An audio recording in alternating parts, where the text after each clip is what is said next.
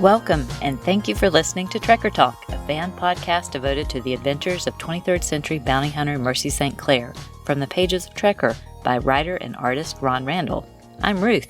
And I'm Darren, and this is a fan podcast. We're not affiliated with Ron Randall, and the opinions expressed are just ours. We do this podcast simply because we enjoy reading and talking about Trekker and any of Ron Randall's other comics. Please consider visiting trekkercomic.com. That's Ron Randall's official site dedicated to Mercy St. Clair. It features an archive of great Trekker material so you can sample the stories, and we're sure that will make anyone a fan of the series. Trekkercomic.com also has a link to his Patreon page, where it's easy to donate and help support the brand new Trekker material if you'd like. In this episode, we're covering the massive 74-page story Battlefields from the trade paperback of the same title. The book also features the short stories What Dreams May Come and Homefronts that we will be covering in an upcoming episode. We hope everyone has picked up the book, which was published through Kickstarter, so it is entirely thanks to Trekker fans like you that this book exists. We always enjoy hearing from other Trekker fans, and we know this podcast is more fun for everyone when we include your comments, so please take a moment and write in. Let us know your thoughts. You could share your Trekker origin story, or just let us know what you like most about the series or the characters. Just listen for our email address and other ways to contact us at the end of the episode. Trekker Talk is part of the Rad Adventures Podcast Network. If you enjoy the show, please consider checking out our other podcasts that are available through most podcast apps, including Apple Podcasts, Spotify, and Amazon Music, as well as YouTube. Warlord Worlds is devoted to the comic creations of writer and artist Mike Grell, including The Warlord, John Sable, Green Arrow, and more. And Xenozoic Xenophiles covers the post-apocalyptic adventure series Xenozoic Tales, featuring Cadillacs and Dinosaurs by writer and artist Mark Schultz. Ron Randall, Mark Schultz, and Mike Grell are our favorite comic creators. Their stories are always filled with adventure and interesting characters, and their art is excellent. We hope you'll try out our other shows, and you'll find links to those podcasts in our show notes. But now, it's time for Trekker, right after this promo for another podcast you might enjoy. When you think of podcasts about religion, you probably think of this.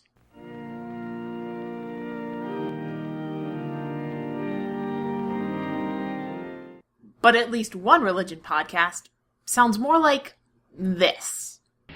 I kick ass for the Lord!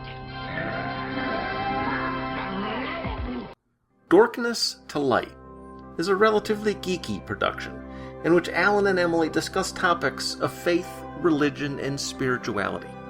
But we do so through the lens of pop culture, like movies, TV, and comic books, because we're nerds. Our primary focus will be on Christianity, because that's what we know best. But all religious content is on the table. Well, think about it, Scully, from vampirism to Catholicism. This is an occasional cast, to be recorded and released as the mood strikes, with topics ranging from in-depth reviews to personal rants about some small aspect of theology or church history, because we're theological nerds. If these topics interest you, check out darknesstolight.blogspot.com for our more regular content. Or darknesstolight.tumblr.com for our more irregular content. Memes and puns, mostly. My bad. Darkness to Light. Often irreverent, rarely sacrilegious. Battlefields. Story, Art, Colors, and Letters by Ron Randall. Color Assist, Caitlin Like. Cover Colors, Jeremy Colwell. Editor, Alyssa Sala. Production, Rhiannon Rasmussen Silverstein and Allison Wilsey.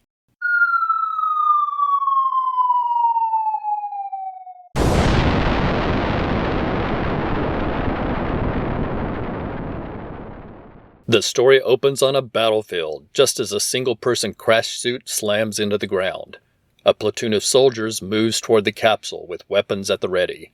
The leader shouts, "No prisoners," and from within the cloud of dust and debris a voice replies, "Be careful what you wish for." It's Mercy St. Clair, and she leaps and spins in midair, firing her weapons and scattering the troops. Then we're back on the lush green planet where Queeg's home is located before any of this occurred. Mercy and Molly are enjoying a relaxing picnic while Scuff is preoccupied with all of the fluttering butterflies. Mercy doesn't want to leave, but Molly reminds her that she needs to seek out Rigel and get answers about her mother's role in that organization. Mercy's only prior contact with Rigel was Jason Bolt, who was lost in an explosion on a Starliner, and the only way Mercy can get more information is to go into the dangerous wild frontier of the Delta. The Delta is the center of the rising tide of resistance to the oppressive council and the best place to make contact with Rigel. Back at the Dark Star Zephyr, Queeg and his new co-pilot, Tonson Obit, are preparing the ship for departure when Mercy and Molly arrive. Queeg can see that Molly is worried and is trying to hide it from Mercy, but he reassures her that he knows the Delta well, and he knows who he can trust, and that he will bring Mercy back. Molly and Scuff watch as the ship lifts off, and once it is in space, Mercy gives Tonson Obit the coordinates from the golden sphere she retrieved back on Chapeltown. She hopes to find Rigel agents at those coordinates, even though she isn't sure she agrees with their methods.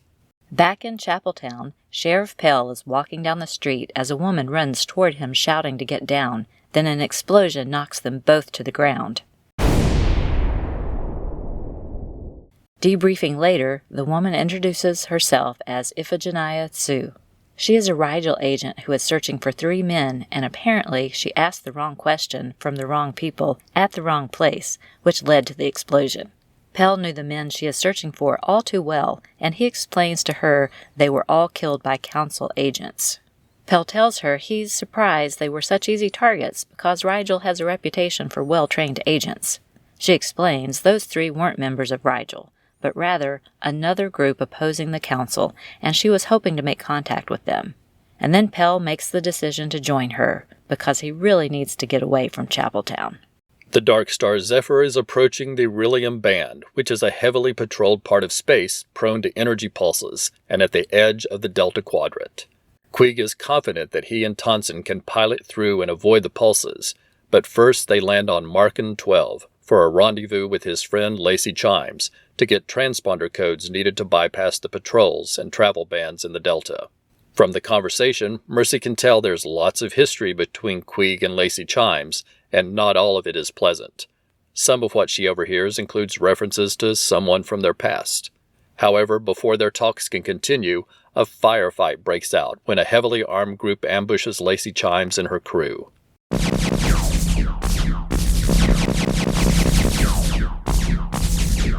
Mercy joins in the fight, but our heroes are entirely surrounded by mercenaries, and by the time all of the enemies are eliminated, Lacey is crumpled on the floor with multiple wounds. Queeg rushes to her side, and she tells him her eagerness to see him again caused her to be careless, and now she has paid the price. Lacey Chimes gives Queeg the transponder codes he needs. Then she stares at Mercy, and as her life passes away, she tells Queeg he has found yet another fierce but reckless fool. The Dark Star Zephyr is back in space.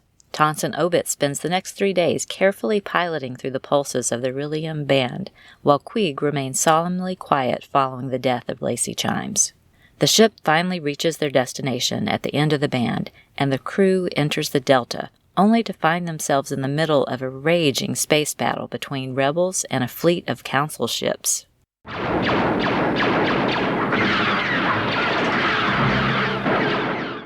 They need to get the Dark Star Zephyr to safety, but Mercy sees there are troop carriers among the ships, which means there is fighting on the planet below where she needs to go for the rendezvous. She doesn't want to leave the coordinates she worked so hard to acquire, so she tells Queeg and Tonson to make their escape while she takes a crash suit and launches toward the surface. And there, the story picks up where it began. Mercy puts all of the training she received long ago from Angus McKee into action to repel the troops making their way toward her, and in the distance she hears their leader shout, "Fall back," and she sees the troops retreat into the distance. Then, the leader slowly walks into view, calling for a truce. She is Lieutenant Collier, and seeing that Mercy isn't with other council troops, she hopes they might be fighting on the same side. They are members of the DRF, Delta Revolutionary Force, and Mercy learns they are also heading for the city of Krolos to meet with Rigel, just like her. Collier has seen Mercy's trekker skills in action, and knows she can help her troops on the journey, and in exchange, she offers Mercy body armor that could be beneficial in the battles ahead. They have 4 hours to get to the rendezvous, and along the way, Mercy hears stories from several of the soldiers detailing the hardships their families have encountered at the hands of the council that led each of them to join the DRF. Then they encounter a pounder patrolling outside the city. It is similar to a huge tank with massive weapons. They quickly formulate a plan and move out. The fighting is relentless, but Mercy tries to calm down Skeets, who is partnered with her.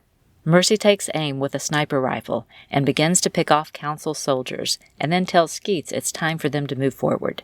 Skeets rushes to the pounder and begins to climb toward the hatch, with Mercy calling after him to pull back, but then the hatch flies open and Skeets is shot.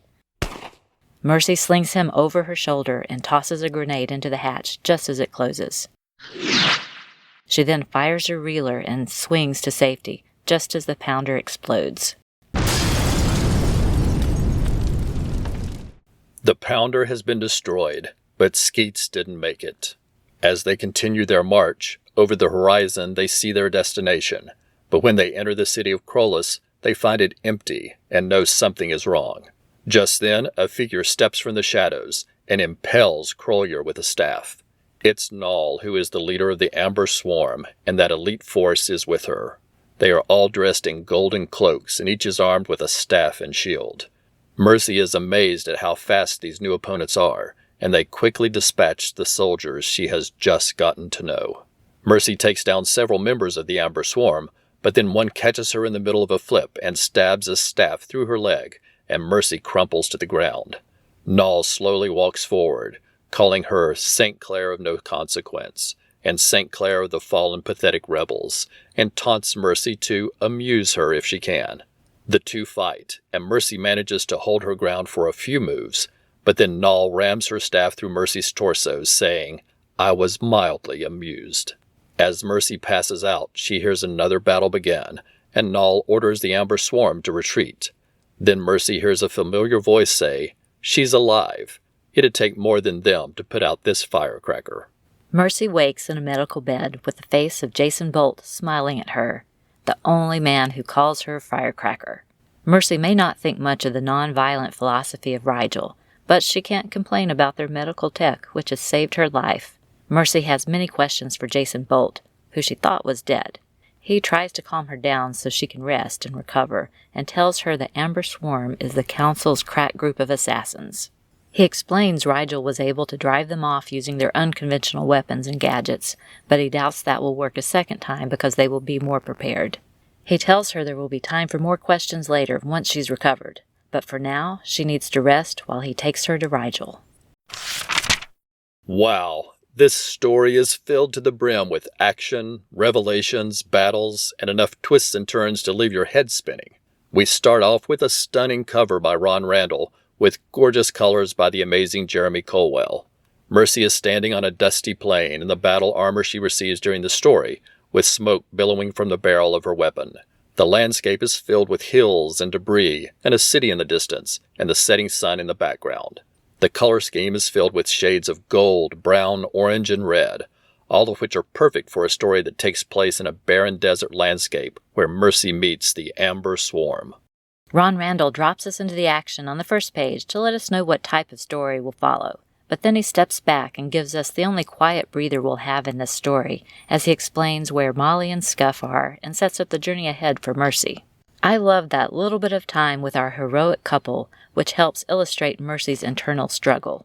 Part of her wants to walk away from it all and just stay with Molly, but Molly knows she needs to go and find all that she can about Rigel and her mother. I thoroughly enjoyed the section with Lacey Chimes. It is clear there is so much tension and emotion under the surface during that sequence, and I was shocked and saddened by the loss of Lacey Chimes, even though we knew her for only a few pages. However, we've spent long enough with Queeg that we know there is much more history to the story of Lacey Chimes, and I've personally lobbied on a couple of occasions for Ron to give us a short story bonus telling us their history and background. Maybe we'll be lucky to get that story one of these days. I'm intrigued by another short section of the book, which is the meetup between Sheriff Pell and Iphigenia Sue in Chapeltown. I look forward to following along on their journey in upcoming stories. And as Star Trek fans, we were fascinated by all of the action and intrigue in the similarly named Delta, and can imagine some fanfiction where the Dark Star Zephyr meets the USS Voyager, and Mercy and Molly go on an adventure with Captain Janeway and the rest of her crew in the Delta Quadrant.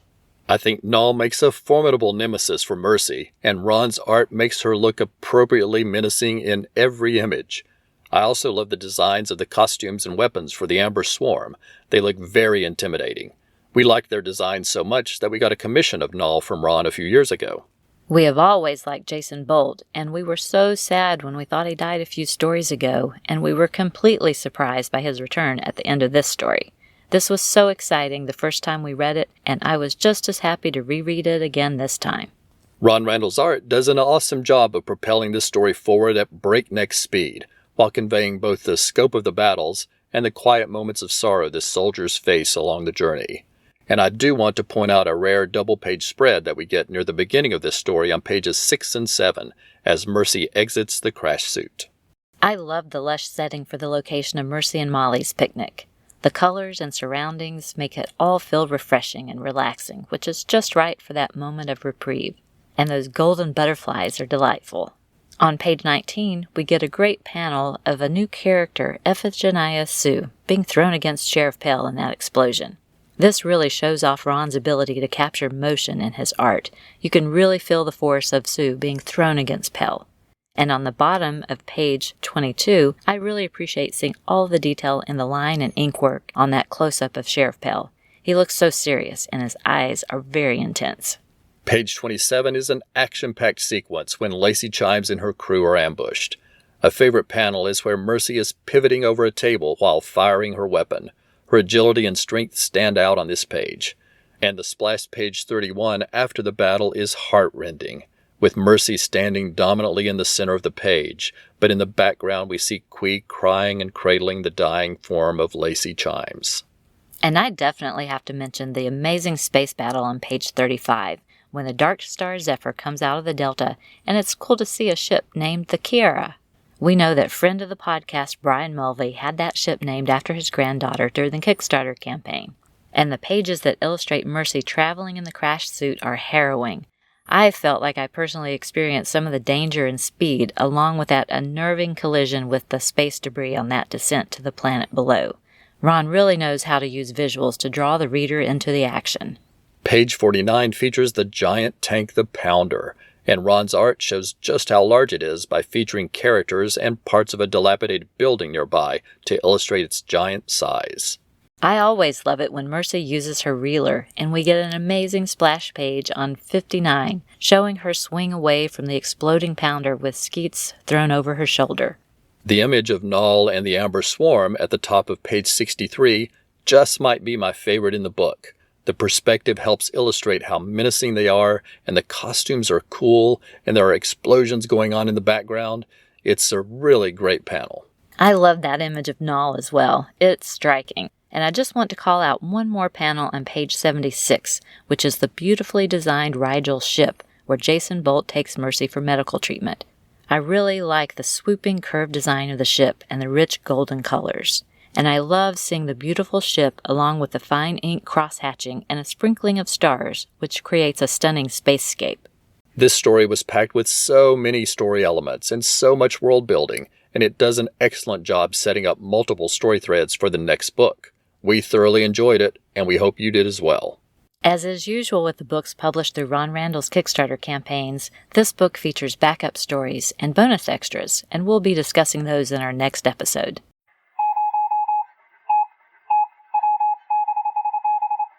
Next up is Trekker Transmissions, where we share the listener feedback we've received since last time.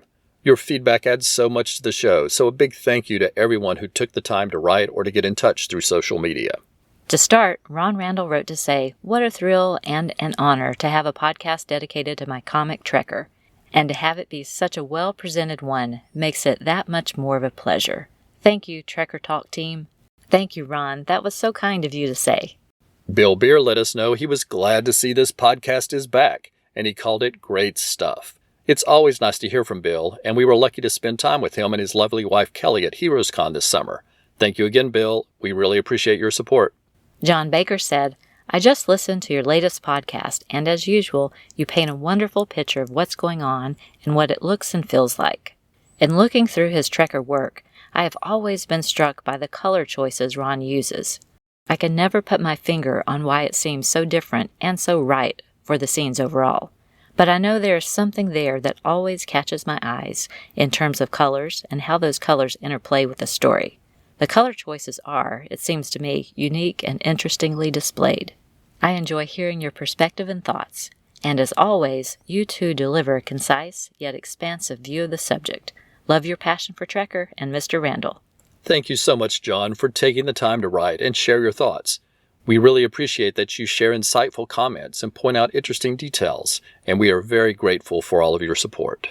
Thank you to everyone for sharing your comments with us. We sincerely appreciate it.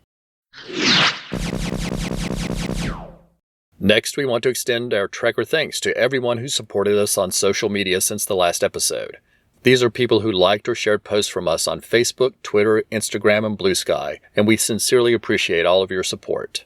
Before we start, let me say if we miss a name, please let us know and we'll correct it in the next episode. And also forgive us if we mispronounce your name. Just email us and let us know and we'll correct that next time as well.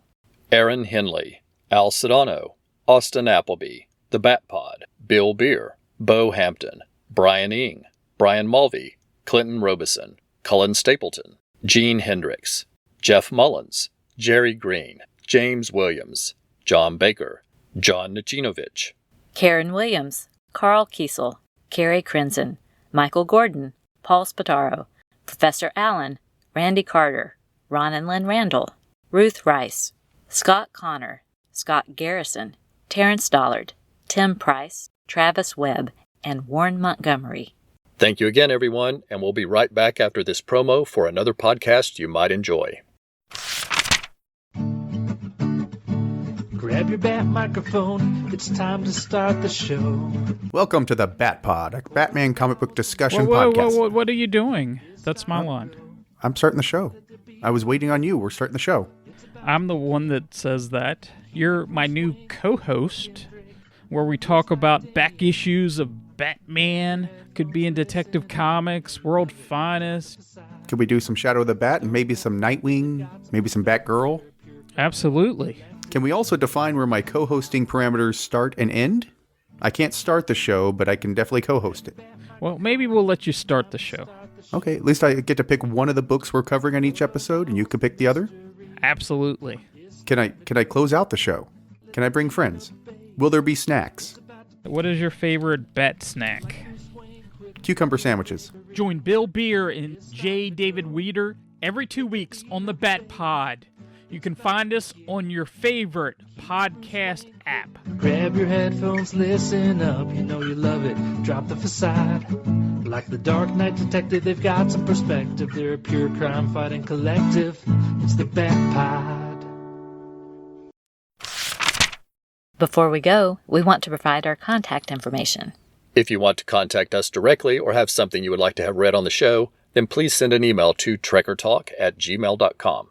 You can find us on Facebook, Instagram, Threads, and Blue Sky as Trekker Talk, and you can visit our website at trekkertalk.com for links to all of our social media pages. You can listen to our show through Apple Podcasts, Spotify, Amazon Music, and most other podcast apps. And all of our Ron Randall-themed episodes are always available at trekkertalk.com. You can also find the show on YouTube as part of the Rad Adventures Network. That's RAD, R-A-D, which is short for Ruth Ann Darren. On the Rad Adventures YouTube channel and at radadventuresnetwork.com, you'll find all of the episodes of all of our podcasts, including Trekker Talk, as well as Xenozoic Xenophiles about the Cadillacs and Dinosaurs series Xenozoic Tales by Mark Schultz, and Warlord Worlds about the comic creations of Mike Grell, including the Warlord, John Sable, and Green Arrow. If you like the show, please consider leaving a review. Every review helps the podcast be more likely to show up in search results. And on YouTube, we hope you'll subscribe to the channel and give us some likes on the videos. Remember, at trekkercomic.com, you'll find an archive of Trekker material along with links to all of the ways you can follow Ron Randall. Thanks so much for listening. We hope you'll come back next time for another new episode of Trekker Talk.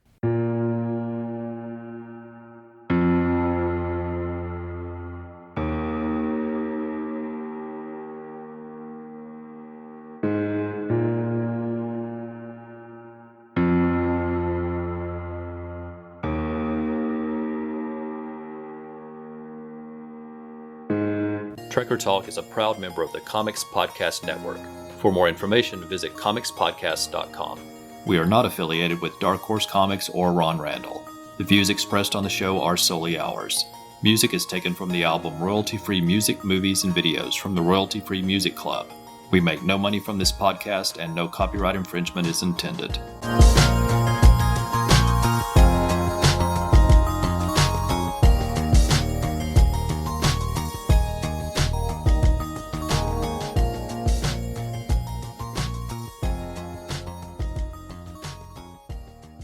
The end.